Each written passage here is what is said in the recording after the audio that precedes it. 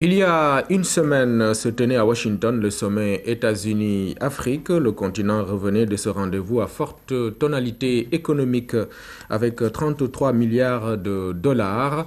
De manière plus spécifique, le Sénégal enregistre des retombées considérables, ce qui ne fait que renforcer une coopération vieille de plusieurs décennies. C'est le sujet de la rubrique économie signée Aram Ndao.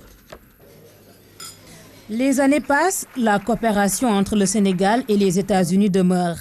En traversant les âges, loin d'être ridée, elle a gagné en puissance. Avoir comme partenaire clé la première puissance mondiale a un goût économique que le Sénégal savoure depuis l'indépendance. Depuis 1961 à nos jours, si on regarde les appuis financiers accordés par la coopération américaine au Sénégal, ça se chiffre à peu près à 1031 milliards de francs CFA. En février 2014, le Sénégal prenait date aussi avec l'émergence. Le rendez-vous était crucial, le cadre français, mais les États-Unis étaient bien là.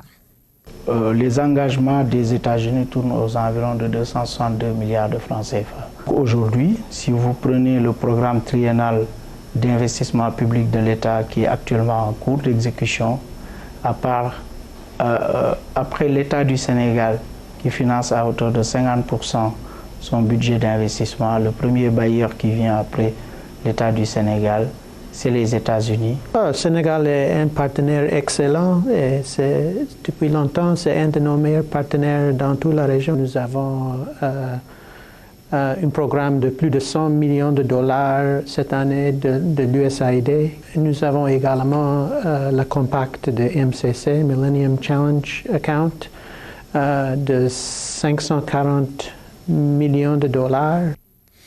Aujourd'hui, plus que jamais, l'ère du renforcement des coopérations a sonné. Les États-Unis ont trouvé l'idée de convoquer un sommet dit historique.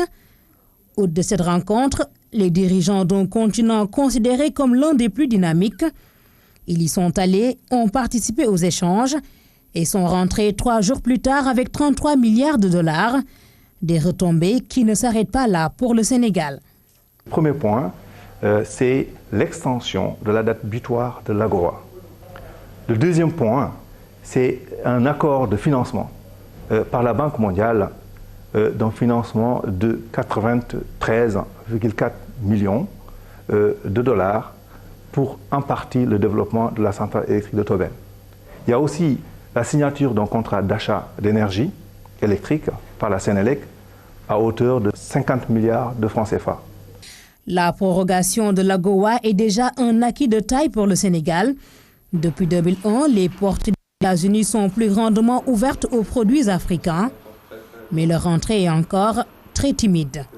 De 2001 à aujourd'hui, le Sénégal n'a exporté que 47 milliards vers les États-Unis, alors que le Sénégal a importé 822 milliards venant des États-Unis. Ce qui fait que nous avons un taux de couverture très faible. Ce taux de couverture qui aujourd'hui est inférieur à 10% au Sénégal est de plus de 65% dans des pays comme le Ghana, comme le Nigeria, etc. Donc, cette stratégie nationale de développement des exportations sous AGOA va nous amener vers un taux de couverture très élevé. Densifier les échanges, renforcer la coopération, c'était également le souci des hommes d'affaires qui ont pris part au sommet. Je crois que l'objectif même a été atteint parce qu'on a eu pas mal d'importateurs américains qui sont maintenant intéressés à venir au Sénégal pour revoir à la base les zones économiques où on peut implanter des compagnies afin de les mettre dans les normes américaines pour pouvoir les exporter vers les États-Unis. L'avenir de la coopération entre le Sénégal et les États-Unis est très prometteur, mais il existe une donne que le Sénégal et les tous autres pays africains doivent intégrer. C'est en mutualisant leurs efforts qu'ils pourront tirer plus de certains aspects de cette coopération américaine. Prenez le cas du coton, qui est produit de l'Égypte à l'Afrique du Sud, du Sénégal au Kenya, un coton de très bonne qualité. Mais si vous regardez les exportations, chaque pays se débrouille et n'exporte que la matière première. Alors qu'on aurait pu avoir une stratégie sous-régional dans un premier temps, pour voir comment est-ce qu'on peut regrouper notre production. L'Afrique a un accord de principe, encore des années d'extension de l'AGOA.